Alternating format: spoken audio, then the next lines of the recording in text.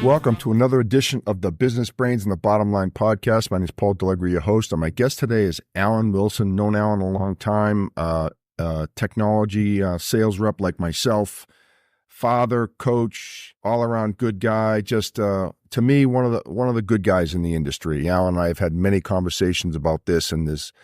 They're not all like Alan. I'll just leave it at that. So, welcome to the show, Alan. Paul, thanks for having me, man. I know you've been chasing me a while to come on the show. So, hey, before we kick this off, I just got to throw something at you. I'm going to throw you a curveball, okay? Oh, boy. Number one, congratulations on the success of this podcast. I mean, you're well over 100 episodes now? Yeah, I think 107 is coming out tomorrow, I think. That's fantastic. I remember you came to a happy hour back in like 2019 and said, hey, Alan, I've got this idea for a podcast, and we kind of bounced ideas off of one another. And, I told you, I said, hey, just keep in mind, Paul, that human beings, they have the attention span of a goldfish. So keep it unique, keep it different. I mean, you've had some phenomenal guests, PhD in AI. You had a guy from the Winter Hill Gang, which I thought was really cool. You had your nephew on the podcast, the Predator of all people. So keep doing what you're doing. And with that said, I actually got you a gift. I know you're not expecting this. Okay. I got you a gift. So I'm going to show it to you now. All right. So I'm going to make sure that we get this to you. But for those of you at home that are listening, this is a picture of, Paul, you could probably agree, probably one of the most iconic podcast moments in history. Would you agree? This is Elon Musk. This is a picture of Elon Musk on the Joe Rogan Experience. Nice. And what it says, and I'm going to read it to you. It says, when something is important enough, you do it, even if the odds are not in your favor. So, great quote. I thought of you. I thought of your podcast. Keep doing what you're doing, man. Thanks. It's been fun. This has been a great experience. I've met so many wonderful people. You and I have worked together, so it's a little bit different. We've known each other a long time, but the podcast has allowed me to interview people all over the world. I mean, I've had people from Dubai, Australia, Europe, the UK. I mean, it's funny. Once someone's on the show, they're a friend now. I consider them a friend. We exchange emails, and, I always get the threats that if I go to Europe and I don't come and see these people, they're going to kill me. So I may have to do it. That's the right relationships, right? You got the right audience. Yeah. Well, thank you, Alan. I appreciate the kind words. Like I said, it's been a labor of love. It's just been a lot of fun, and hopefully we can keep going for another 107. Well, let's keep it going. I'll be back for episode 200, right? All right. Sounds like a plan. But hey, Alan, you and I have been talking about this for a long time, as you mentioned on the opening, and we always wanted to talk about strategies of not just sales but life and how to blend those two together. I think that's the key here, and I think I'll speak for me personally. I tend to have gotten so wrapped up in work I couldn't enjoy life. Years ago, not now. I'm at a different phase in my life, but as a younger salesman, it just consumed me, and I don't think that's healthy. So I'll throw it back to you, and you can start. We can start going back and forth here. No, I think we all fall prey to that. In your early 20s, you're right out of college, you're trying to make a name for yourself, so you basically work, or you live to work, right? You dedicate. I can remember early in my career, being the guy who showed up early, who stayed late, who thought. My parents bestowed in me, hey, work hard and life will come to you, right? The rewards will come to you. And I think we all thought that's what we had to do early on in our career. It's just the harder I work, the more successful I'm going to get. And I think as time has gone on, you and I have talked about this, just being able to look at the bigger picture, right? What's really, really important to you? I've told you this 100 times. I don't see myself as the typical sales guy. I have a lot of extracurricular activities that I enjoy doing. Not that I'm not passionate about my career. I truly believe that you have to be passionate about something in life, and you have to be just as passionate about what you do. And your passion will show through to your clients. I think you can agree with me, right? If you're doing a PowerPoint presentation, or even if you're on a Zoom call, your passion and your excitement about what you're doing, whether it be, a certain technology product or a certain extracurricular activity, is gonna come through big time. Yeah, 100%, Alan. I've said that about you. No matter where you've been, you believe 100% in what you're doing, and it does shine through. I appreciate that. So kudos to you, but that's something that has been near and dear to my heart, because I think a lot of people are ashamed to say I have a life outside of work, right? That I enjoy other things. I mean, it's kind of cliche, but I think it's hard to unwind for some people. I talk to people all the time about unwinding on the weekends and not thinking about work. I think that's a big one. Well, like I said, you should be passionate about something. You and I, we're in technology sales. I don't care if it's golf. I don't care if it's sewing blankets. I don't care if it's racing cars. I mean, find what motivates you. Find what drives you. I've always been passionate about certain things. You mentioned I was a coach. I coached soccer for many, many years. I found a lot of reward in, being able to provide direction and guidance to, a younger audience, all the way up to, what I do on the weekends, right? My wife calls it my therapy session. I go and I turn wrenches and I work on whatever needs to be worked on, right? So I think everyone should have something that drives them both professionally and personally. Yeah, 100%. I know you're into you have a race car team. Tell me a little bit about that. I think that's pretty cool what you do. Everybody that I meet somehow hears through the grapevine that this is what I do. And I like a lot of people, I think I've been a car guy my whole life. I think I was born into it. I'm a kid of the 70s and 80s, back then. Paul, I literally had buckets. I'm talking 5-gallon buckets of Hot Wheels. That was just my thing, Hot Wheels. And think back to all the sitcoms from the 70s and 80s. It seems like every major sitcom had a iconic car as part of the sitcom, right? You think of Knight Rider, you think of the Fall Guy, you think of Airwolf, if anybody remembers Airwolf. Yeah. Even some of the iconic movies like Back to the Future and Mad Max. And I've just been drawn to cars my entire life. Even when I was, 11, 12, 13, I was the guy, building model cars and, but customizing them and fixing them up. And that kind of dovetails in. And then as you become an adult and you start making a little extra money, it's like, well, let me pursue what I'm really passionate about. And and I've been very fortunate that I've had a great career, and that's allowed me to get into a sport that I truly enjoy. Yeah. So you do I don't want to spend too much time on the car racing, but you do race actually, right? And what's that thing that's like the lemon races or something, whatever it is? Yeah. I forget what it's called. For at home that don't know. So, and several years ago, a great guy named Jay Lamb out of California created a racing series called the 24 Hours of Lemons. Not Le Mans. I've been corrected. This is 24 Hours of Lemons, and it's actually a play on Le Mans. Now, the shtick with lemons is you cannot spend more than $500 on your car. So the car itself, the drivetrain, it can't exceed $500. So what you wind up happening is you have a lot of guys that don't have deep pockets. They aren't part of the Ferrari Cub or the Porsche clubs of the world, right? Sure. And you go out and you buy, an old Miata or an old cop car or whatever. You put the appropriate safety gear in it. And these are endurance races. So I've been doing this since 2011. The 24 Hours of Lemons is the largest sanctioned racing body in the world right now. Wow, every race that's will funny. have anywhere from 50 to 150 cars, all race prepped. And I tell everyone who runs with me, it's not a marathon, or it's not a sprint, it's a marathon. It's how many laps can you turn in 2 days? So. Really? Yeah. Unbelievable.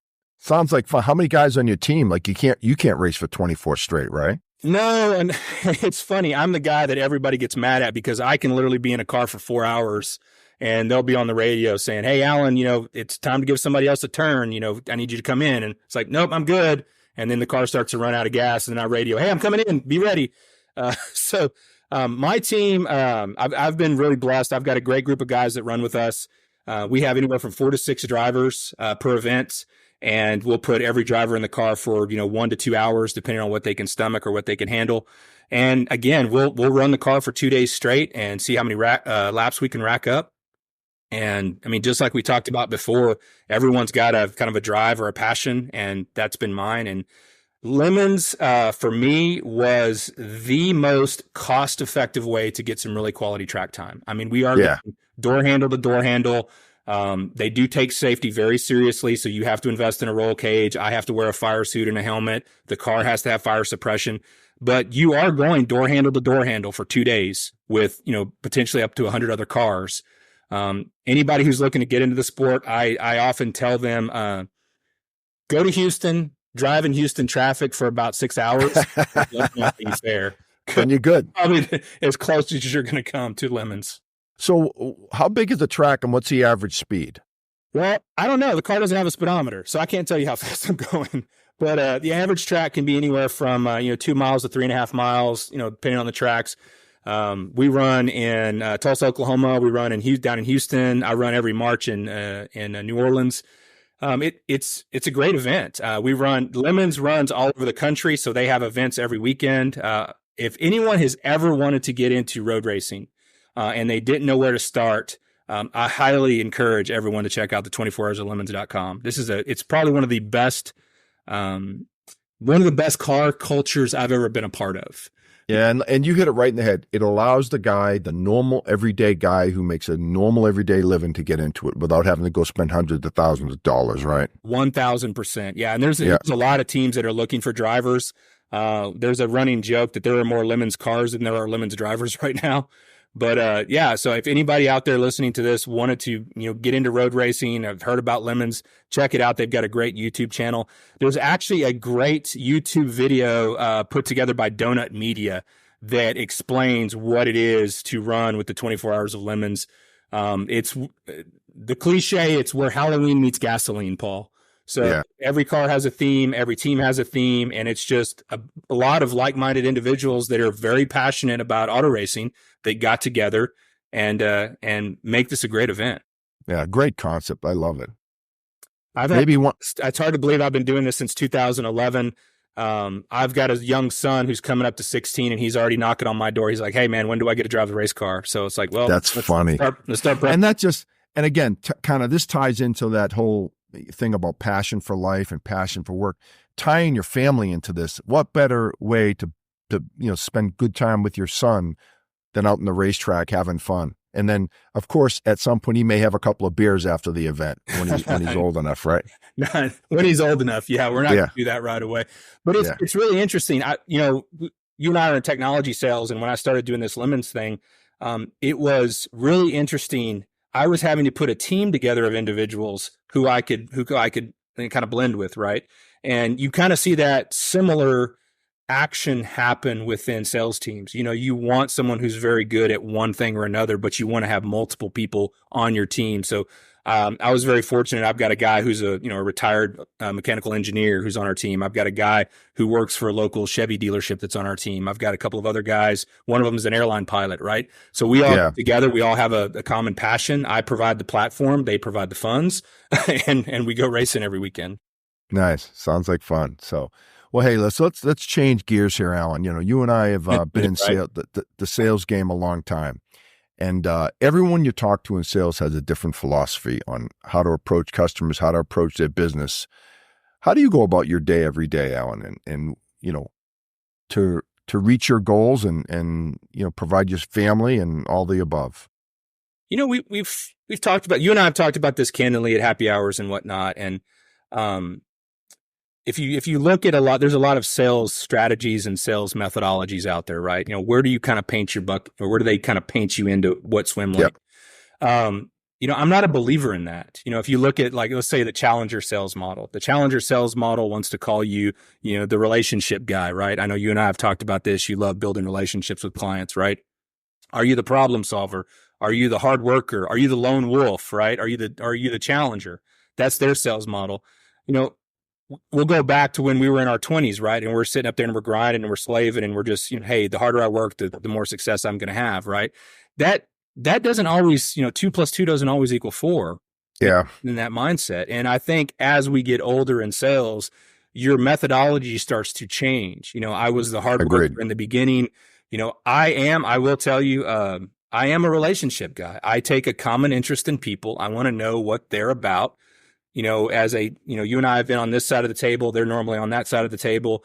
I try to put myself in their shoes because they're waking up every morning. They're trying to provide for their families. Most of the people that you and I deal with day to day, they're wearing 20 to 30 different hats in technology, right? And they're putting out fires constantly. So if I'm working with a client, I really try to, okay, how can I truly help them? Right. I don't make it about myself. I think you and I can agree. We know a lot of sales guys who it's all about them and it's not about the person on the other side of that table. 100%. Yeah. Yep. And that's how I attack it. I really try to get to know people on a personal level and then go from there. It's funny. You just reminded me of something. An old boss of mine, he said one day, he said, Paul, he said, if you take care of the customer's needs first, if that's your main focus, in the end, your needs will be taken care of. Versus, like you said, a lot of sales guys, they're always looking to squeeze every single penny out of every single deal, and it's all about them. And I think that's just a bad strategy. Well, and then, especially since COVID rolled around, I've met with CIOs, and I've had CIOs tell me that if I don't know you, I'm not going to talk to you.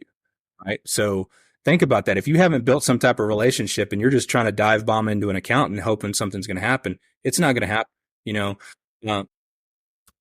I think that, to me, that's the hardest part of sales is you getting introductions into companies because everyone's bombarded with emails and voicemails.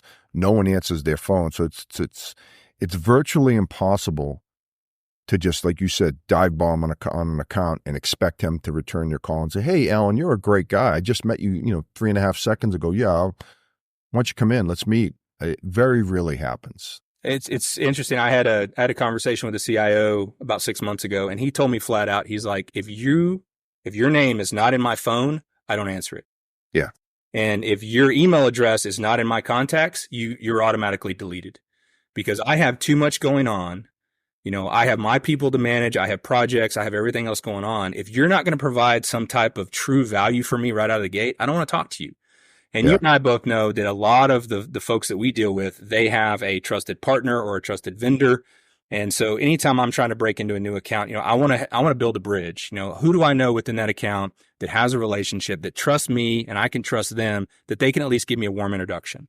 And you're not going to win every deal and you're not going to get every meeting every time. But you know what? If you've got a big enough army of people and a network of people who like you and trust you, that says, you know what, Alan, I'm dealing with XYZ company. They're in the middle of this huge, hyper-converged, whatever. I really think your product would be phenomenal and really help these guys out in the long run. Yeah. I'm like, great. Can you help with a warm introduction? Something, let's do.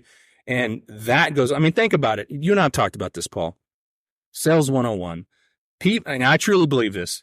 People buy from who they like and who they can trust. Right. Yep. And it does 100%. It doesn't matter what product they're selling. I'm really big on my personal brand. I'm selling the Alan Wilson brand. So it doesn't matter if I'm selling laptops or I'm selling data center storage or I'm selling cybersecurity or whatever. The customers are going to come to me because of me, not because of the product that I represent. Now, they're going to come to me and they're going to ask for my advice. And to your point, I need to give them honest feedback. Am I going to be a right fit for them? And in the long run, I may not get the sale today, but in the long run, it's going to come full circle and they're going to come back to me and say, hey, I really need you here. Can you come help us out? Yeah. It's funny, again, as you're talking, I'm thinking of things in my personal life. And I had a customer say this to me recently and he just said it off the cuff. He goes, you know what I like about you, Paul? He said, you're not always trying to sell me stuff, And I know what he meant by that. In other words, like you were saying, instead of just showing up and saying, hey, we saw all this stuff, it's like, hey, how can we help? Right. Well, and how many companies have you and I worked for that their philosophy was, let's just walk in with that shotgun approach. Let's spray it at the wall and hopefully one thing sticks, right? I can tell you how many meetings I've been in where the vendor will come in and they spend the first half hour to an hour talking about themselves. Yeah. And they haven't even asked the customer a question about what's really going on in the environment. They've pulled up their PowerPoint deck that marketing told them to present and they've read it slide by slide. And here the customer is sitting back and they're like, you don't know anything about me. You haven't even taken the time to learn anything about me. Why would I want to talk to you any further? Yeah. There's the door. So, I think you and I are cut from that same piece of cloth, Paul, where, I'd want to sit down. What's really going on? Am I going to be somebody that can help this organization get to their goals? And if I'm not, I'll tell them straight up. I was like, I don't think my product's gonna be the right fit for you. And I had to do that with a prior company, and it was really interesting. I told several clients, I was like, I don't think my product's right for you. And they're like, what do you mean your product's not right for me? I want to buy your product now. And it's like, whoa, slow down. let's make sure, because in the end, once this is implemented, if it goes south, that's going to be on me. That's right. On my brand, right? Yeah. Yeah, we've all made mistakes, and I think younger in our careers, I know I've made a couple of mistakes where quite candidly, I knew it wasn't a good fit, and I sold it anyway, and it came back to bite me in the rear end. So, lesson learned, right? Yeah, for sure. Yeah. So, I agree. I think you and I are in lockstep on our philosophies. The cold calling doesn't work anymore. It's building relationships. But how does the younger generation feel about that? Because I'm hearing that a lot of the young kids do not want to build those relationships. They want to be more transactional type salespeople. And depending on what you're selling, I think that's a mistake. I agree. I've been in that transactional mindset in the past. It's, give me 5,000 accounts and let me just churn and burn and see what I can uncover. You're playing the odds, right? If I've got 5,000 accounts, then there's a good chance if I can close 10% that I'm going to do okay. Right. I by no means want to speak to the younger generation, if you know what I mean. But they don't have the experience that you and I have when it comes in, and that shows. They're getting direction from management or whoever, like, hey, you got to do this many phone calls today. You got to close this many deals this month. And it's this methodology that often doesn't work.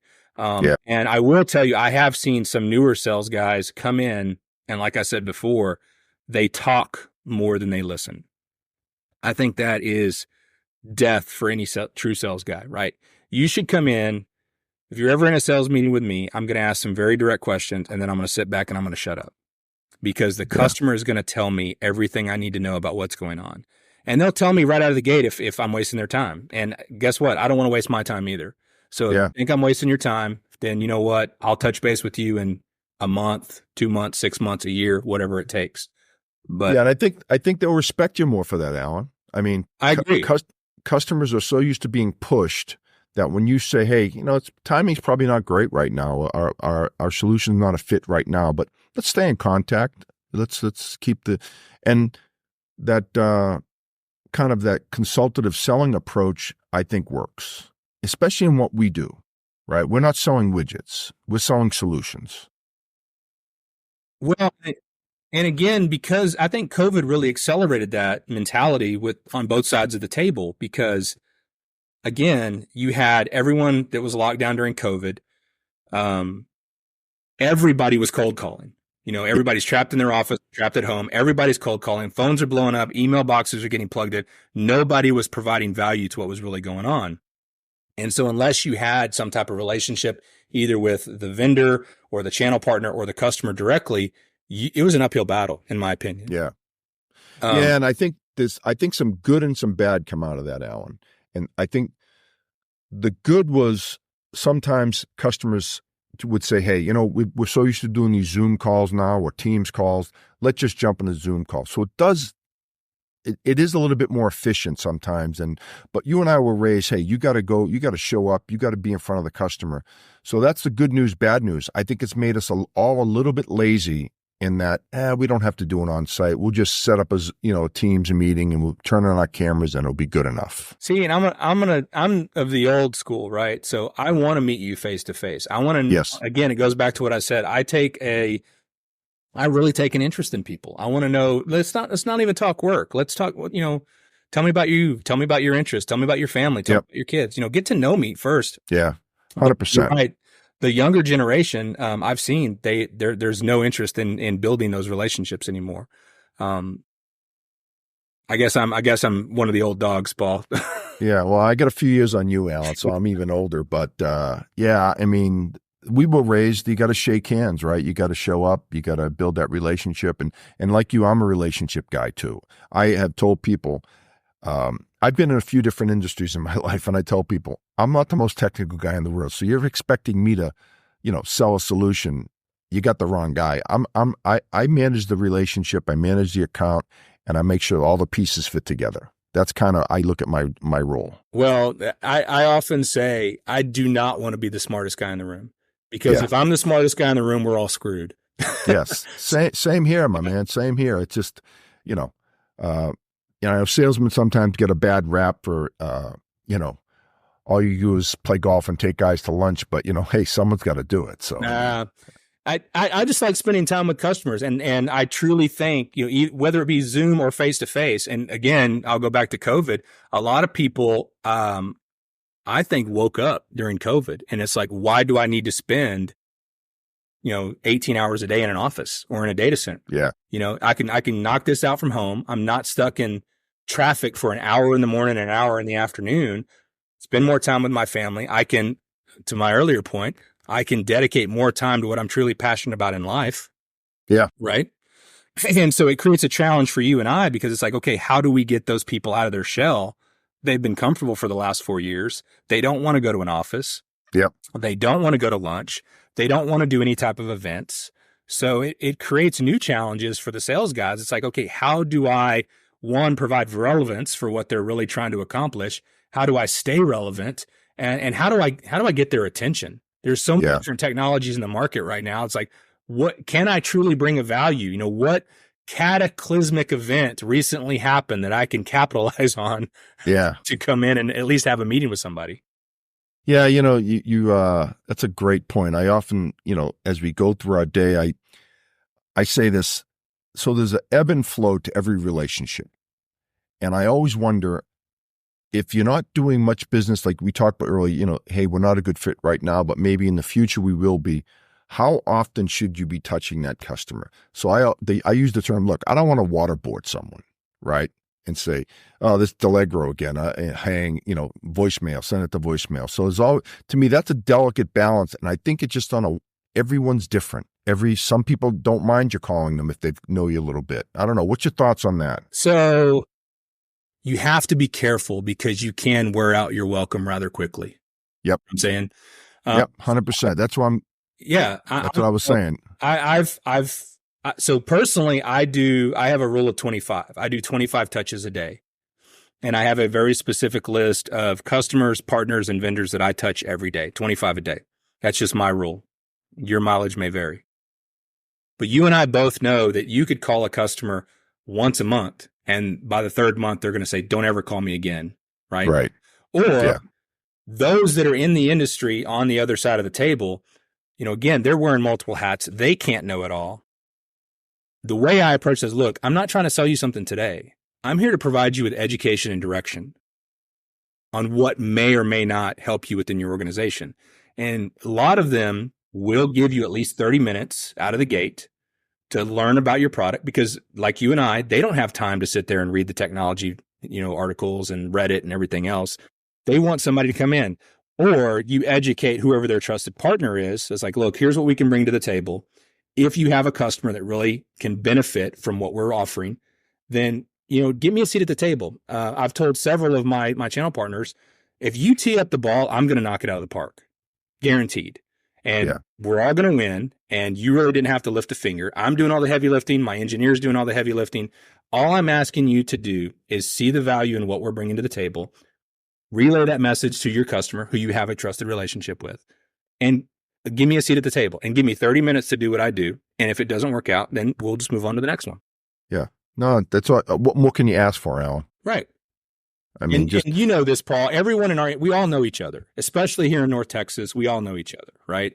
It seems, I always joke, hey, it's the same face with a different shirt on, right? It's a different logo on your shirt. Well, yeah, I term it like it's like the deck chairs in the Titanic just sliding around. You're right. Yeah. I joke, I've never burned a bridge, but I have blown up a few. Yeah. But you never know when that individual's going to come around. I had a really good friend of mine here recently. She said, today's competitors are tomorrow's coworkers. Yes. And that really hit me 100%. 100%. I mean, if you look at, even in our world, we both worked at HP, maybe 10 years ago or something together. And then since then, you and I have both done several things. I worked for the OEM. Now I'm with a reseller. We're actually, we resell some of the companies that you've worked for the past few years. And it's just like you said, you never know. You never know. Right. You just never know who's going to, I mean, yeah. And the roles have flipped. I remember when I was at the manufacturers, some of the guys were at the reseller space. Now it's reversed. They're at the resellers. I mean, they're at the manufacturers, and now I'm at a reseller. So kind of the roles have changed. So, making friends along the way is important, Alan. So let me ask you this. How difficult has it been for you to make that transition from a manufacturer's rep to a channel rep? Okay. Well, there's been several challenges, Alan. I think the biggest one for me was I thought I had a lot of friends in Dallas, which I did. I knew a lot of customers.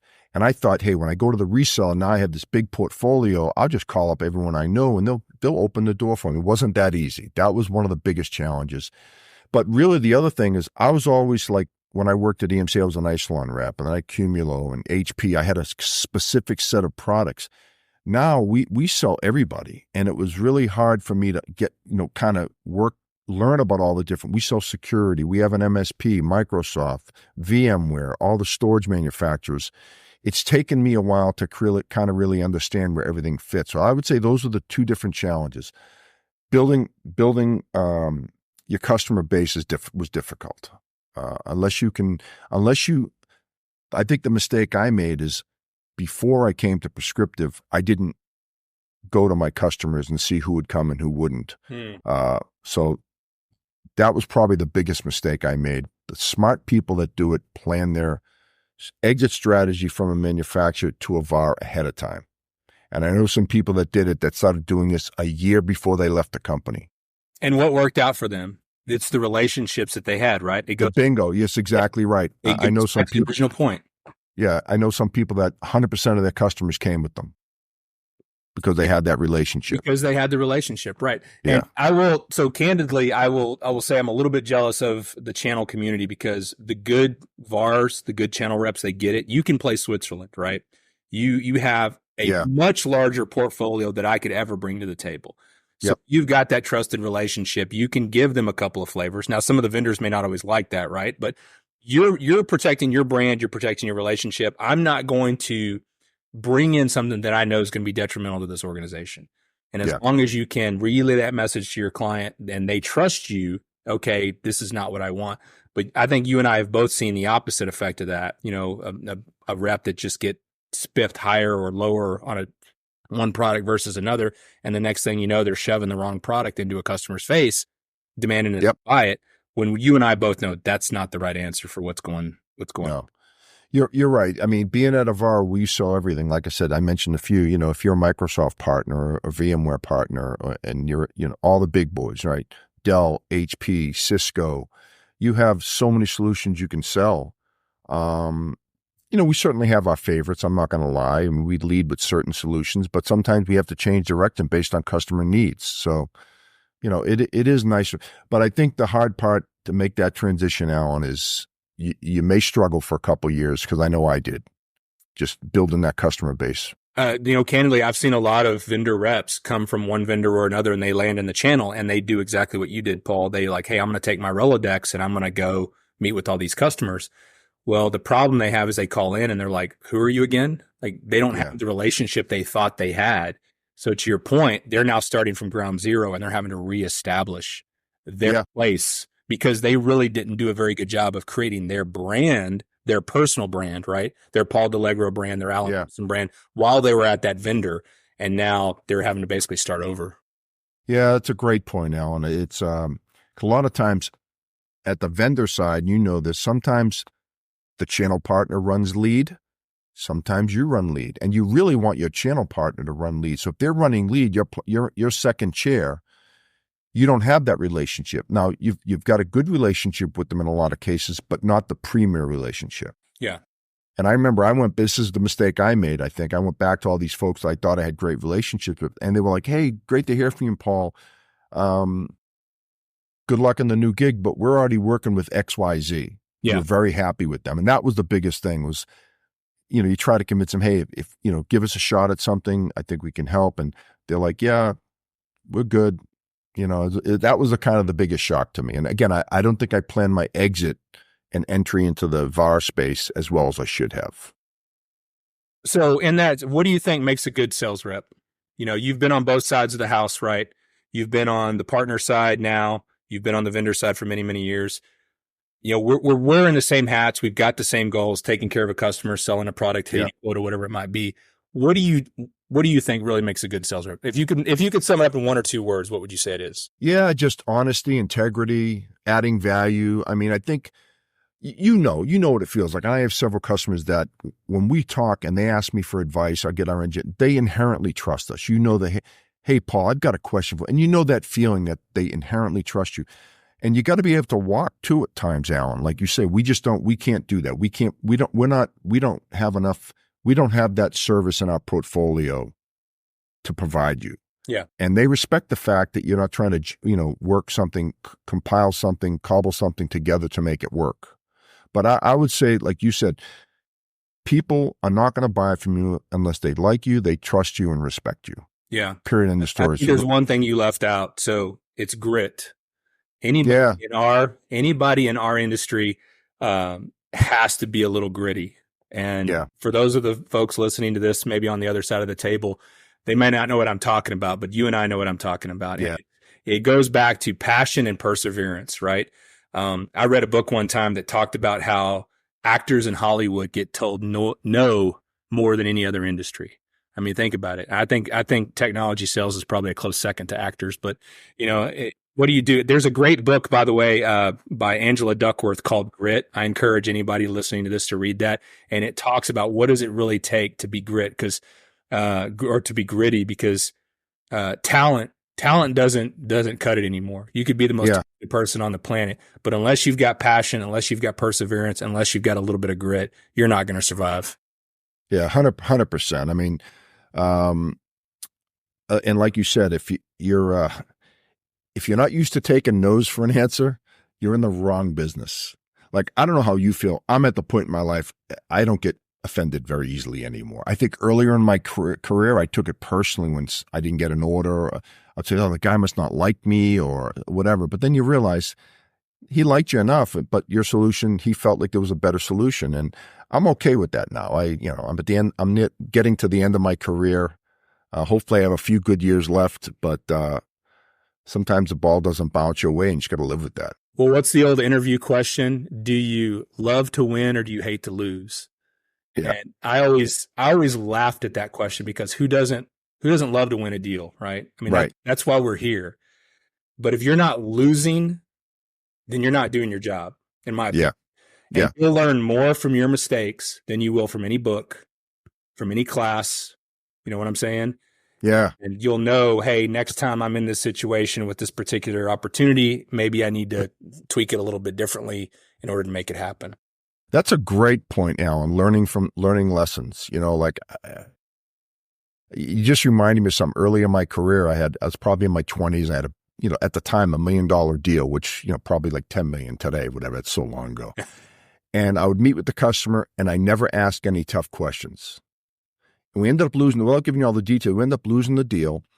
And after the fact, I found out that they had all these reservations about our company. The competition did a great job of putting, spreading FUD, right? And it worked, because they said, we heard this about your support organization. We heard this about your company. None of it was really true, but I never addressed the issue. So that was a lesson I learned, is let's flush the negatives out at the beginning. If you have any reservations about me, my company, whatever we do, let's talk about it right now before it festers. And that's, to me, one of the biggest lessons I learned. I think we all learned that lesson, Paul. I can remember when I was at Nimble Storage for about 5 years. And that was during the age of all flash. There was a lot of companies in the market. There was a lot of mudslinging going on. Sure, yeah. And I'm not exaggerating, every deal was a back alley knife fight. Because there was so much mudslinging going on both sides that we were trying to get in. And I'll tell you what kind of took Nimble to the next level. It was our customers.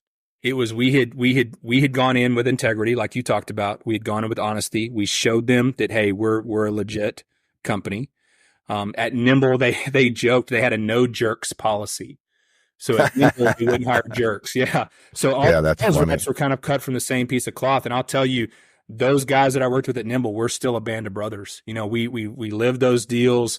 We had those back alley knife fights on every deal. We won every deal. We celebrated every deal, and we came together with every loss on, like, why did we lose this? Where did we go wrong?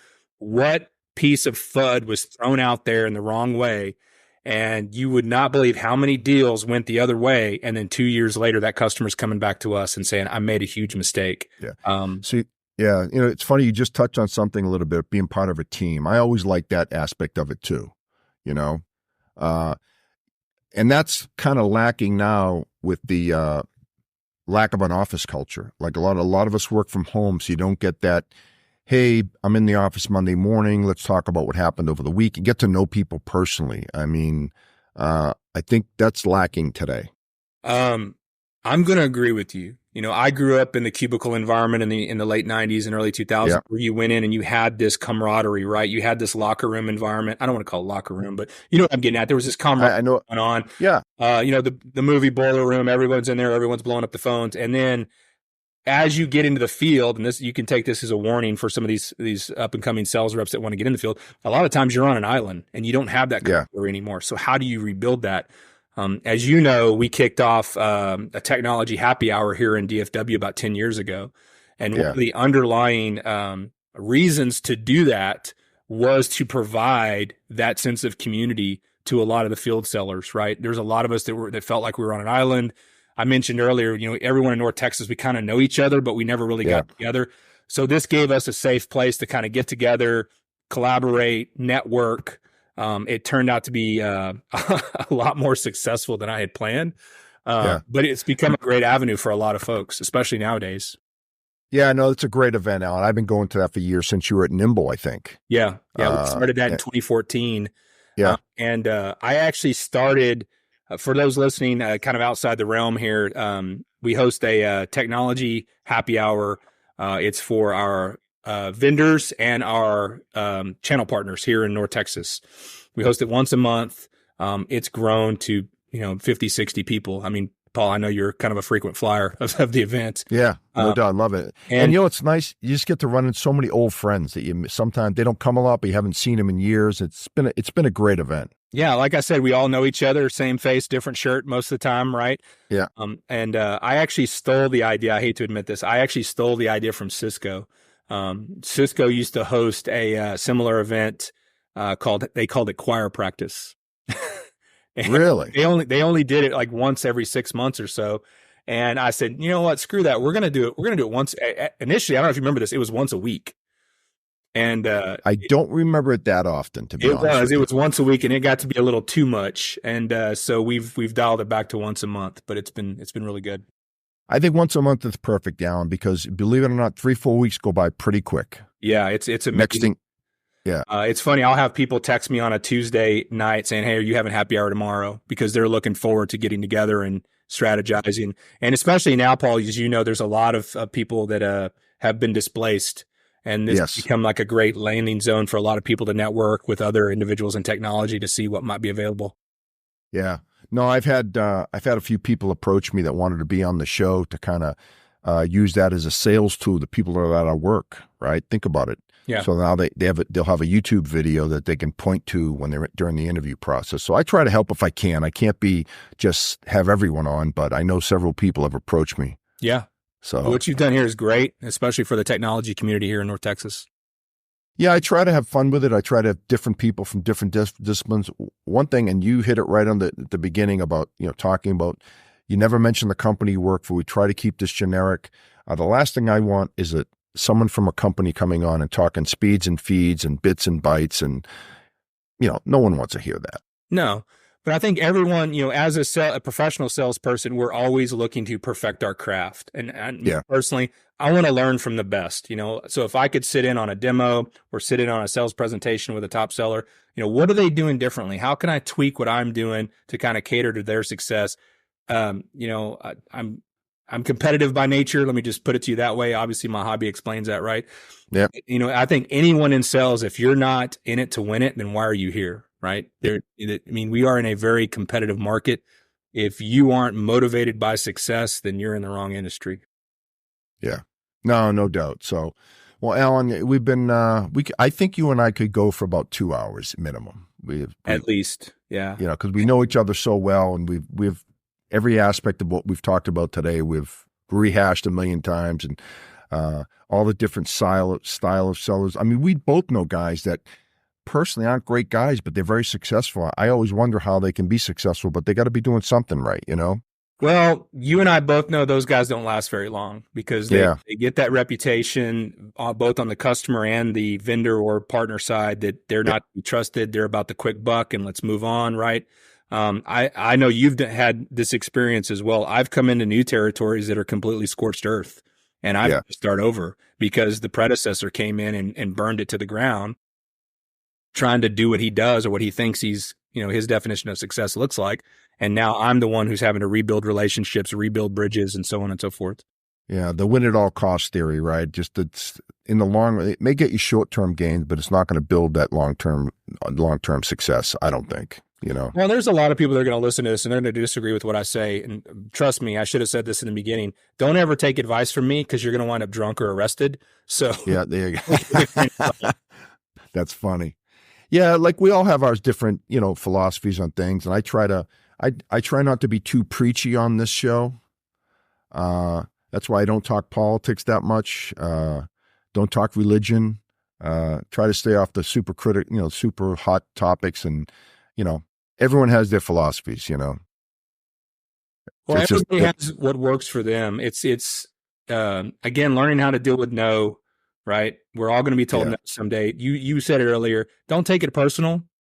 The customers that you're working with are just as stressed out as you are. They're trying to make something happen. And it depends on what vertical you're working with, right? If it's a public sector customer, they have different priorities than an enterprise customer or a commercial customer in SMB. Yes. So you've got to pay attention to that.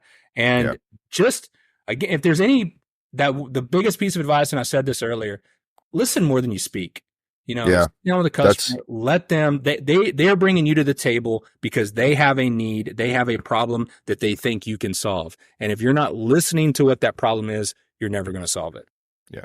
Well, I think that's a great way to close, Alan. That's because that was actually going to be my question to you. If you give people some advice in closing, what would it be? And I think you just touched on it. Well, I hope I nailed it. Sounds good. Well, hey, Alan, thanks again for being on the show. You're a good friend. I think you're one of the best in the industry. I'm glad we finally get to have you on the show. We've talked about this for a few years now. We finally made it happen. So thanks again for being on the show. Paul, it's been great. We'll see you soon. We'll see you at the next happy hour. Next happy hour. Sounds good. All right. And that's a wrap for the Business Brains, the Bottom Line podcast. This is Paul Delegro signing off. Till next time.